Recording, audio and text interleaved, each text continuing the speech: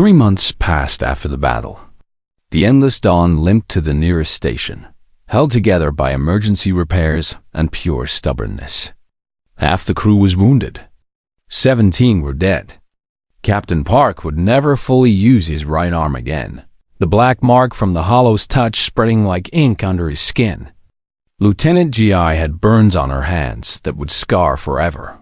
Specialist Minho spent 2 weeks in a medical pod, healing from the damage the vacuum had done to his body. But they were alive. Against all logic, against all mathematics, they were alive. The galaxy noticed.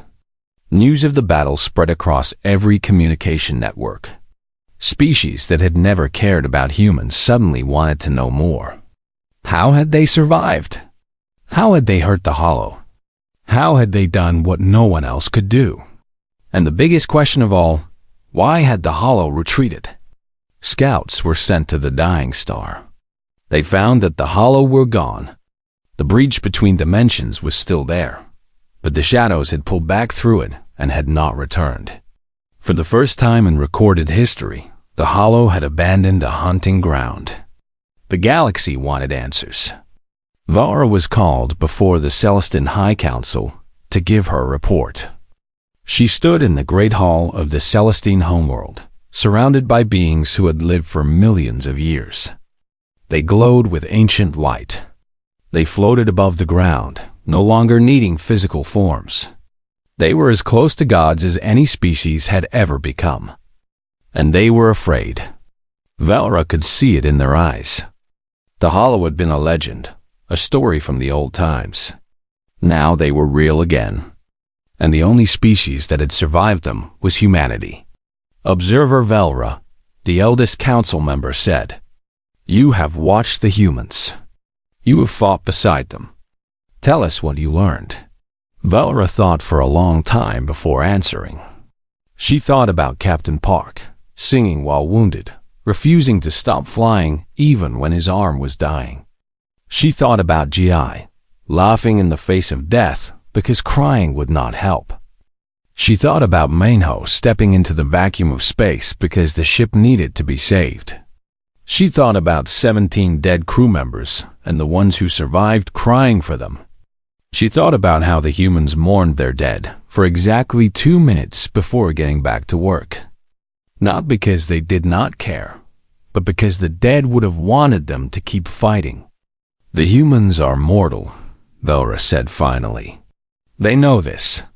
From the moment they are born, they understand that they will die. Every day of their lives, they carry this knowledge with them. It is always there, like a shadow at the edge of their vision." The council members nodded. This was not new information. Most species react to mortality in one of 2 ways, Velra continued. They either transcend it, as we have done, becoming something beyond death, or they are broken by it, falling into despair and waiting for the end. "And the humans?" the eldest asked. "They do neither." Velra felt something strange in her chest, something she had not felt in thousands of years. It took her a moment to recognize it as emotion. They fight it. They know they cannot win. They know death will come for them eventually. But they fight anyway. They rage against the darkness, even when raging does nothing. She paused, remembering the battle. The Hollow feed on consciousness. They consume minds, especially minds that are strong. They expected the humans to be easy prey. Short-lived creatures with fragile bodies and brief existences. They expected the humans to break, as all species do when faced with the Hollow's hunger. But they did not break, the eldest said. "No," Velra shook her head. "They did the opposite. When wounded, they fought harder. When afraid, they became more determined. When facing certain death, they became more alive than I have ever seen any species become." She looked at the ancient beings floating around her. Beings who had conquered death. Beings who had become immortal and eternal. Beings who had lost something in the process. "The Hollow have existed for millions of years," Laura said. "They have consumed countless minds. but they had never tasted anything like human defiance. They had never felt a consciousness that refused to give up, even when giving up was the only logical choice. "You believe this is why they retreated?" the eldest asked. "I believe it confused them," Velra said. "They did not understand it. And things that do not understand something often fear it." The council was silent for a long moment. "Your report title suggests that gods fear humans," the eldest said finally. "What did you mean by that?"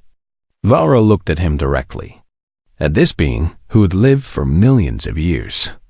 At this creature of light and power who had moved beyond mortality, beyond pain, beyond struggle. "We are Celestine," she said. "We have existed longer than most stars. We do not die. We do not suffer. We have become what lesser species call gods." "Yes," the eldest agreed. "What is your point? When the Hollow came, you told me to prepare for graceful extinction. You told me to accept my fate with dignity. You offered no help, no weapons, no hope, just acceptance." The eldest shifted uncomfortably. The Hollow could not be stopped. Acceptance was the logical response. "Perhaps," Velra said, "but the humans did not accept. They did not prepare for graceful extinction. They prepared to make death regret coming for them." She thought about Park's tired smile, about Jia's inappropriate laughter, about Minho talking to machines like they were friends. "I have lived for 9,000 years, Velra said. "I have watched stars die. I have seen empires rise and fall. I have existed longer than human civilization itself. And yet, in those 3 hours fighting beside them, I was more alive than I have been in thousands of years." The council members looked at each other, uncertain. "That is what gods fear," Velra said. "Not human strength. Not human technology. We fear the reminder of what we lost when we stopped being mortal. We fear their fire. We fear looking at them and remembering what it felt like to truly live." She bowed to the council. "That is my report," she said. "Do with it what you will." She walked out of the great hall without waiting for a response. 6 months later, Velra resigned from the observer course. She gave up her position, her status, everything she had built over 9,000 years. The council asked her why. She told them she had somewhere else to be. The Endless Dawn 2 launched from Earth's orbital shipyard on a bright morning. It was faster than the original, stronger, better equipped. Minho had rebuilt it himself, and somehow he had made it better than before. Captain Park stood on the bridge, his right arm still weak but his eyes no longer tired. Gi stood beside him, her scarred hands resting on the tactical console. The crew was a mix of species now, humans and others who had heard the story of the battle and wanted to be part of something special. And in the corner, wearing a uniform she had never worn before, stood Velra. "Are you sure about this?" Park asked her. "You gave up everything to be here." "I gave up nothing," Velra said. "I was dead before. I just did not know it. Immortality is not living. It is just existing. You taught me the difference." Park smiled. It was not a tired smile anymore. It was warm, real. "Welcome to the crew," he said. "We are glad you are here." He handed her a cup of coffee. Velra looked at the bitter black liquid. She had never understood why humans drank it. She still did not understand. But she took a sip anyway. It was terrible. Bitter and harsh, and nothing like the refined substances Celestine consumed. But somehow, standing on this ship, surrounded by these impossible creatures, preparing to fly into the unknown, it tasted like the best thing she had ever had. "Where are we going?" she asked. Park looked at the stars spread out before them. Endless possibilities. Endless dangers. Endless adventures waiting to happen. "Wherever there is something worth fighting for," he said. "That is what humans do. We find things worth fighting for, and then we fight. even when we cannot win. Especially when we cannot win. The engines hummed to life. The ship began to move. Velra, who had lived for 9,000 years, who had seen wonders beyond counting, who had become something close to a god herself, felt something she had not felt in millennia. She felt excited. She felt alive. She felt human. And for the first time in her very long existence, she understood why the gods still feared them. It was not because humans could hurt the gods. It was because humans could remind them of everything they had forgotten how to be. The ship jumped to faster than light speed and disappeared among the stars. And somewhere in the spaces between dimensions, the Hollow watched them go, and remembered the taste of human defiance, and chose not to follow. Some prey was not worth hunting. Some fire was too bright to consume. Velra had seen many battles in her 9,000 years of life. She had watched armies clash across the surfaces of moons. She had witnessed fleets of warships tear each other apart in the cold darkness of space. She had documented the rise and fall of empires that thought they would last forever. But she had never seen anything like this. The endless dawn dove straight into the hollow swarm. It was suicide. It was madness. It was the most beautiful thing Velra had ever witnessed. Captain Park Do-hyun sat in the pilot's chair, his hands steady on the controls. The dying star burned behind them, its gravity pulling at the ship. Park used that gravity. He swung the ship around the star, using its pull to accelerate, to change direction, to move in ways that should have been impossible. Hard left. GI shouted. Park turned the ship. A wall of hollow shadows passed through the space where they had been just a moment before. If they had stayed on course, they would have been consumed. But they moved. They always moved. Like water flowing around rocks in a river, they never stopped moving. The Hollow were confused. Velra could feel it. These creatures had existed for millions of years. They had consumed countless species. Every prey they had ever hunted had reacted the same way.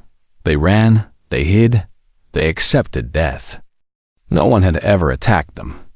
No one had ever fought back. The humans were not like other prey. Fire. GI commanded. The ship's weapons were not designed for combat. They were mining lasers, cutting tools, research equipment. Minho had spent hours modifying them into something that could hurt. They fired beams of concentrated energy into the hollow swarm that it should not have worked. The Hollow were not made of matter.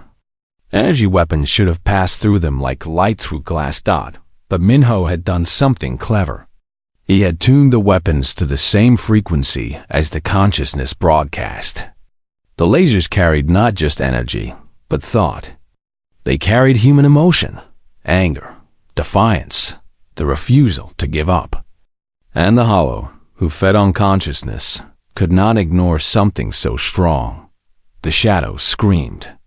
It was not a sound but a feeling, a wave of rage and pain that washed over the ship.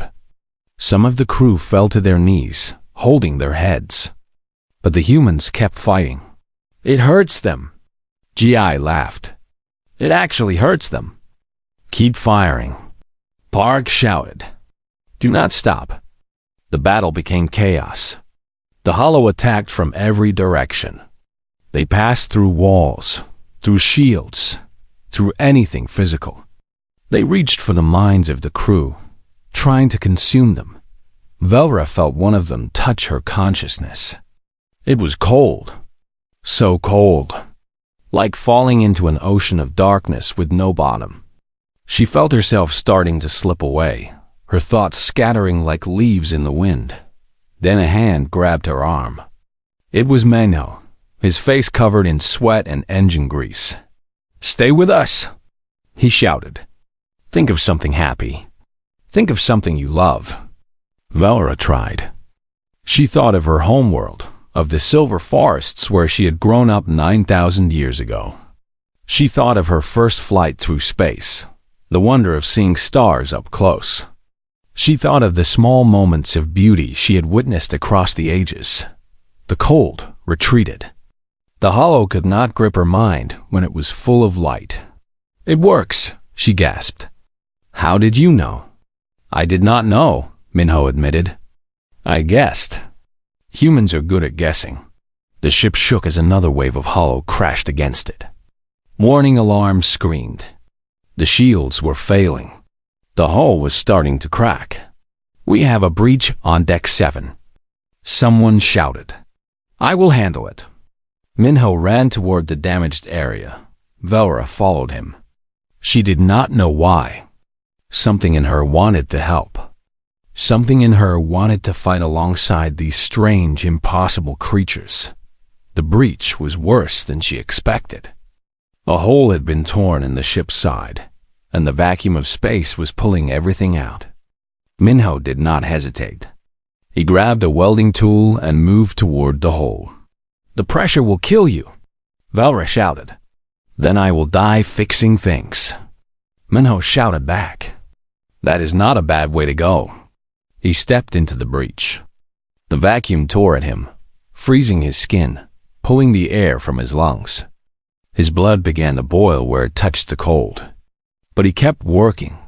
He welded metal over the hole, his hands shaking, his vision going dark. When the breach was sealed, Minho collapsed. His hands were burned. His face was blue from lack of oxygen. But he was smiling. "The ship lives," he whispered. "Good." Velra carried him to the medical bay. On the way, she passed GI, who was manually rerouting power through damaged conduits.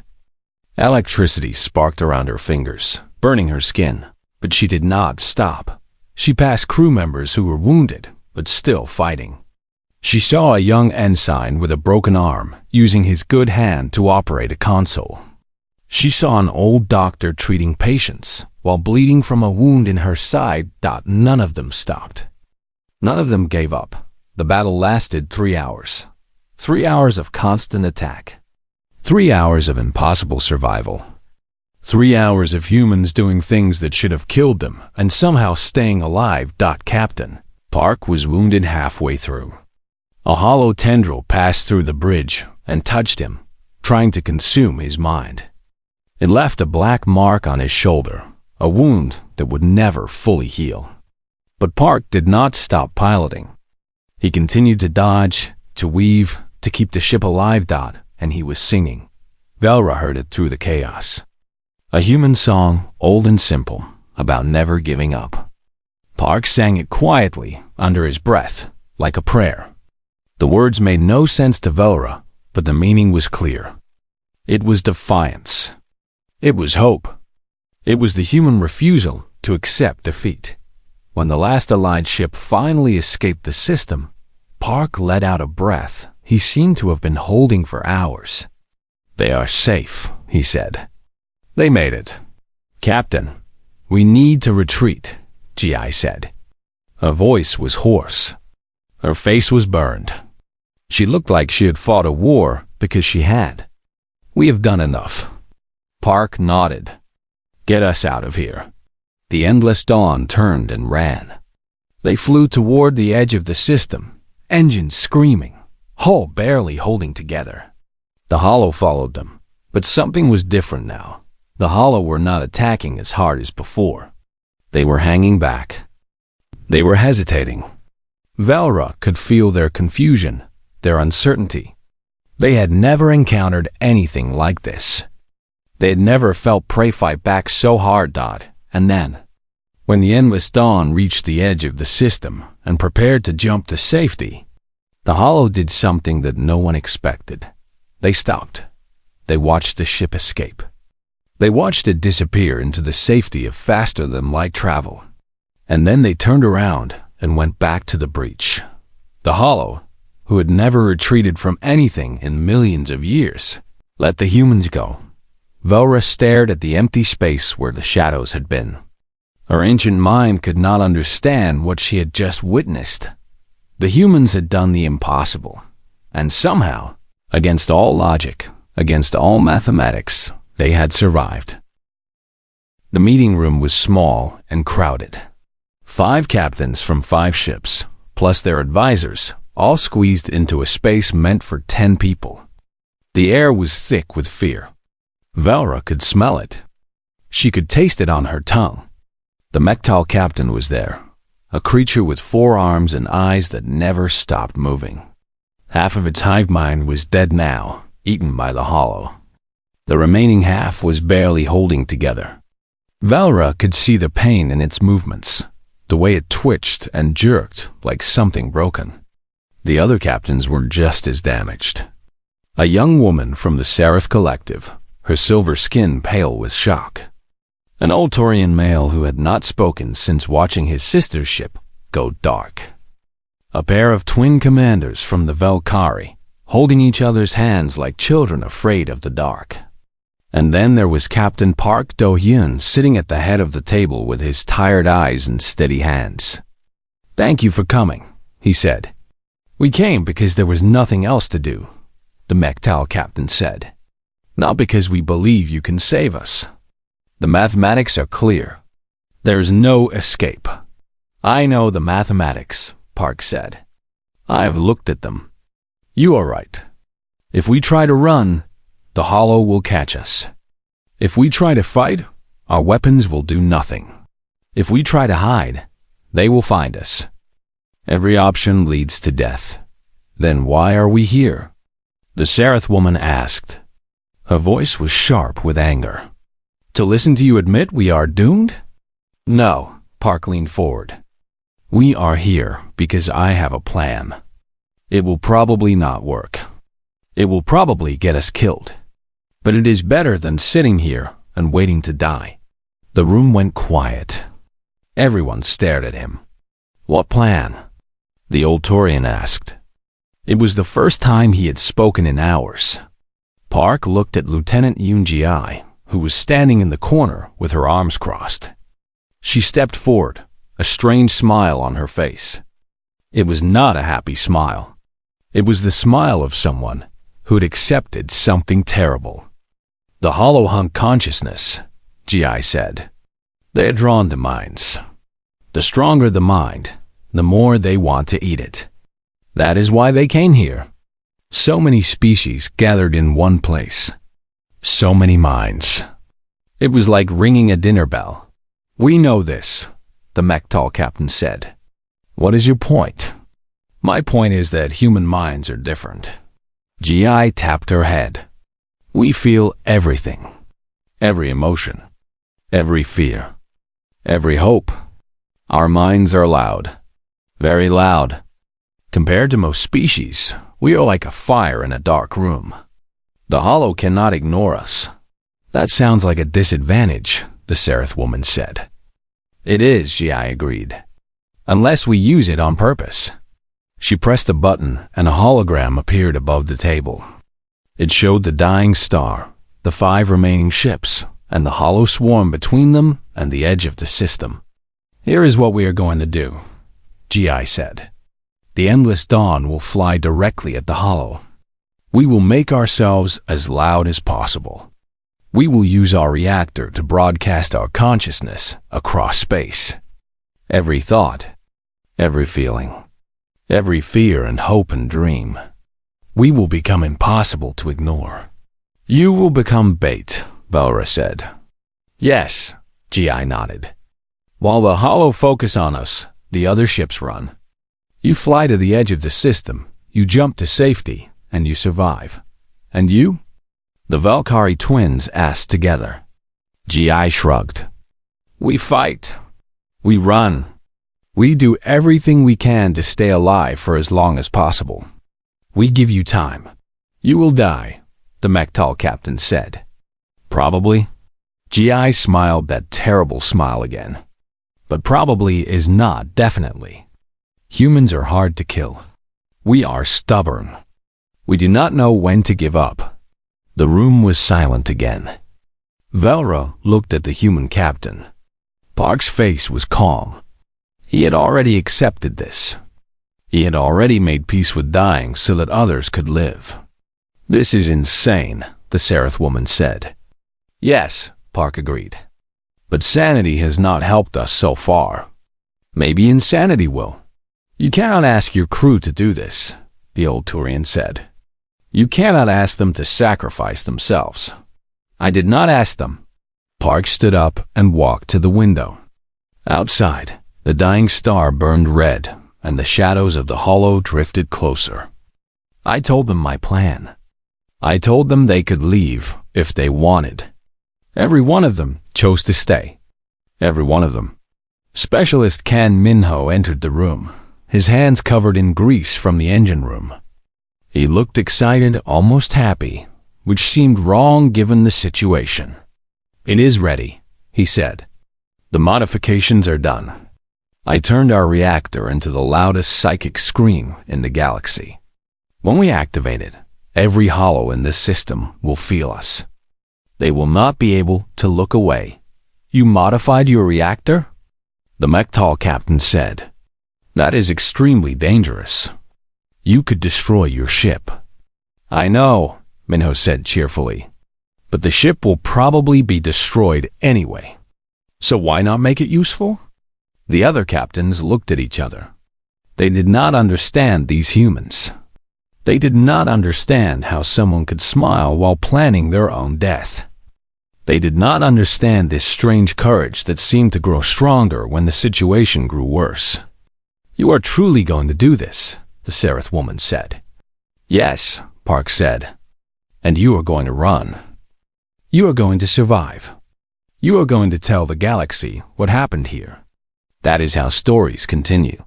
Someone has to survive to remember. Someone has to carry the memory forward. Velra spoke without thinking. I am staying. Everyone turned to look at her. Park raised an eyebrow. I am an observer, she said. My purpose is to watch and record. If you are going to do something this foolish, someone should be there to document it. It was a lie, and she knew it. She was not staying to observe. She was staying because she wanted to understand. She wanted to see what happened when hope met impossible odds. She wanted to know if humans were really different, or if they would break like everyone else. You will probably die, Park said. I know. Velra almost smiled. But probably is not definitely. Is that not what your lieutenant said? Park looked at her for a long moment. Then he nodded. Welcome to the crew, he said. 2 hours later, the other ships began their escape. They flew toward the edge of the system, engines at maximum power. The Hollow noticed them immediately and began to move. Then the Endless Dawn activated Minho's modifications. The ship blazed like a sun. Every mind on board was broadcast into space, a beacon of consciousness that drowned out everything else.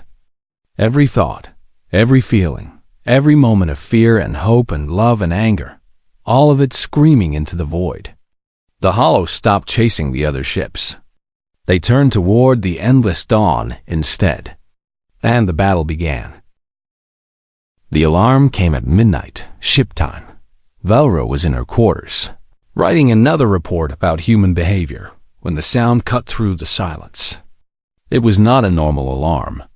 This was different. This was the sound that meant something was very, very wrong.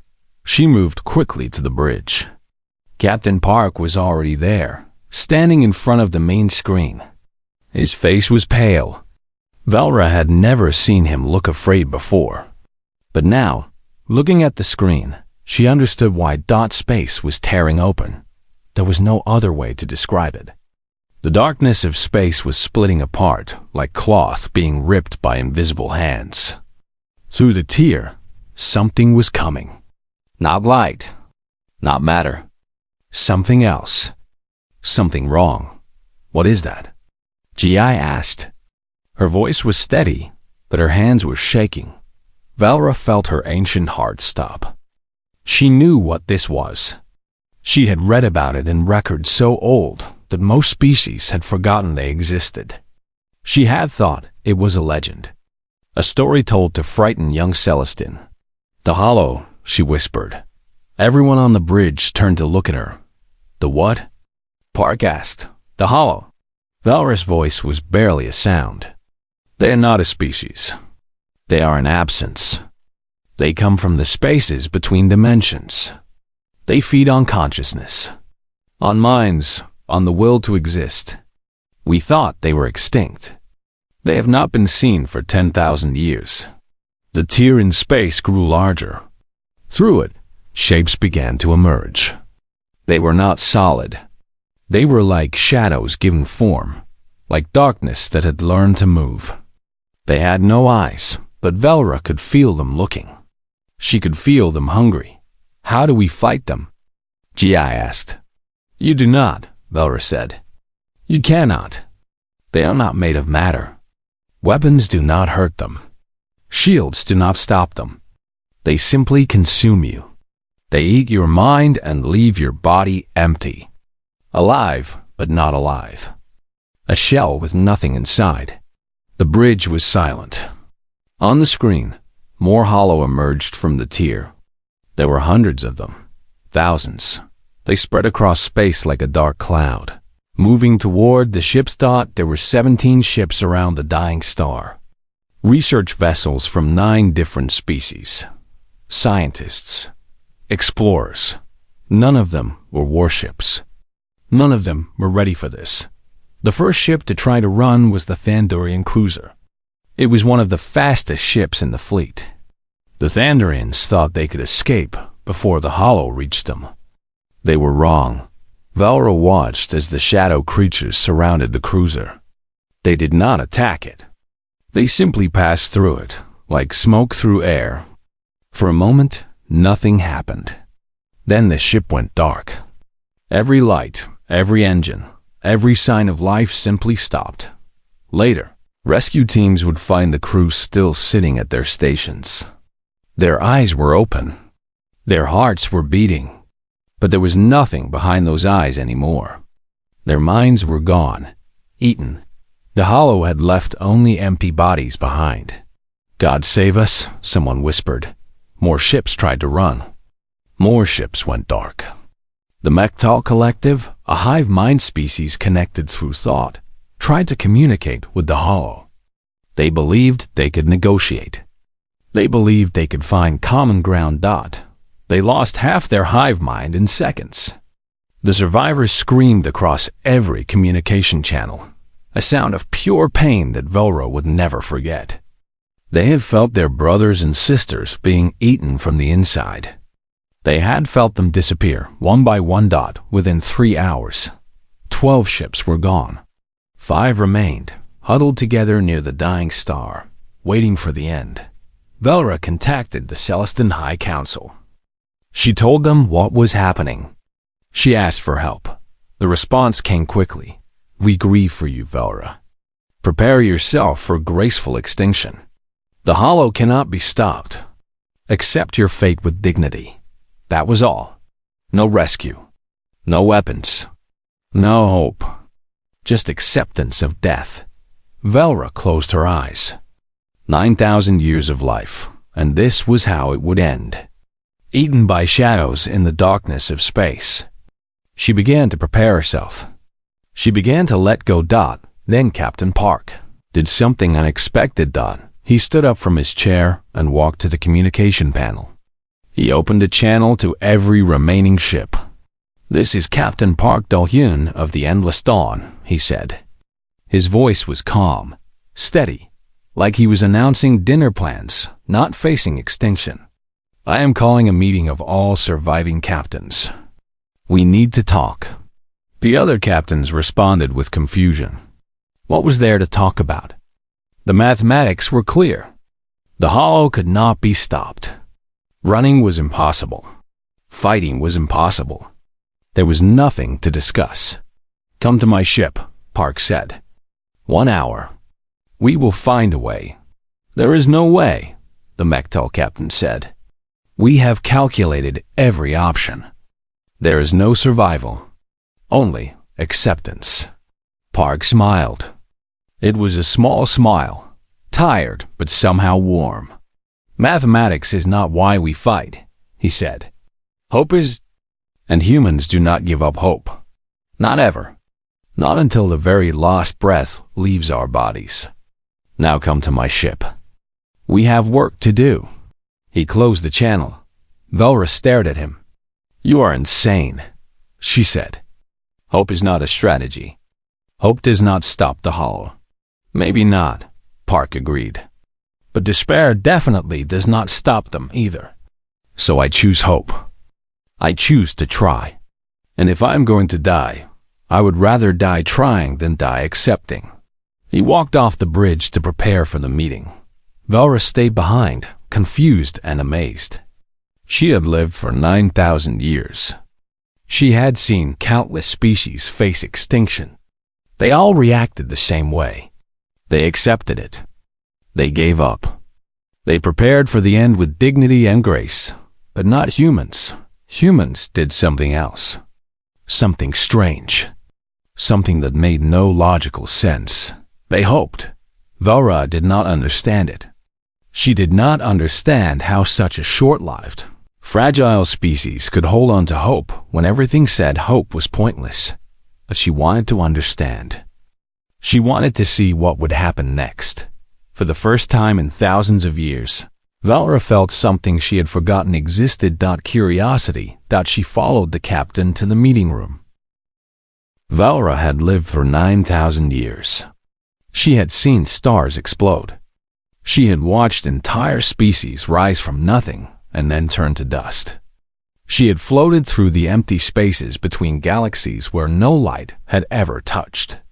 In all that time, she had never received an assignment so boring. "Humans," she said to herself, reading the orders again. "They want me to study humans." The Celestin High Council had given her this task. They said it was important. They said humans were becoming a concern. Velra did not understand why. Humans had only been traveling between stars for 300 years. That was nothing. That was a single breath in the life of the universe. Our own people, the Celestin, had existed for millions of years. They had become something close to gods. They did not die unless they chose to. They did not feel pain. They had moved beyond the small struggles of ordinary life. So why did the council care about humans? Velra took her assignment anyway. She was an observer. That was her purpose. She watched and recorded and sent reports back to the council. She had done this for thousands of years. She would do it again. The ship was called the Endless Dawn. It was a research vessel, not very large, holding about 50 crew members from different species. It floated in orbit around a dying star at the edge of known space. Scientists from many worlds had come here to study the star before it collapsed. Velra thought it was a strange place for her assignment, but she did not question the council. She arrived without telling anyone what she really was. To the crew, she was just another Celestin researcher. They did not know she was watching them. They did not know she was writing reports about everything they did. The first human she met was Captain Park Doyen. He was not what she expected. He was a small man, not tall, with black hair turning gray at the sides. His eyes looked tired, like he had not slept well in many years. But his hands were steady, and when he spoke, people listened. "Welcome to the Endless Dawn," he said to her on her first day. "I hope you find what you are looking for here."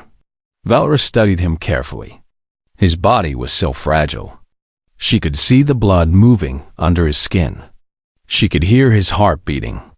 One small mistake, and that heart would stop. One tiny accident, and he would be dead. How did humans live like this? How did they wake up every day knowing they could die at any moment? "Thank you, Captain," she said. "I'm sure I will." Over the next few weeks, Velra watched everything. She watched Lieutenant Yoon Ji, the ship's tactical officer. Ji was a young woman with short hair and a loud laugh. She smiled too much. She made jokes during serious meetings. She broke every rule of military behavior that Velra knew about. And yet, everyone respected her. When danger came, Ji was always the first to act. Her mind worked fast, and her hands worked faster. Velra did not understand her at first. "Why do you laugh so much?" she asked one day. "Your job is to prepare for war. War is not funny." Gi shrugged. "If I did not laugh, I would cry.